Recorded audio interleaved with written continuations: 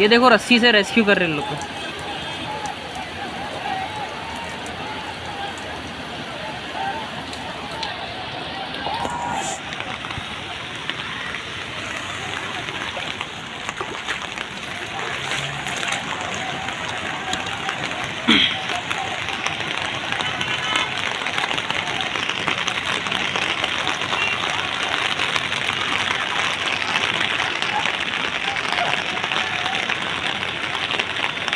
ये लोग तैर तैर के ला रहे हैं सब लोग को यहाँ से वहाँ।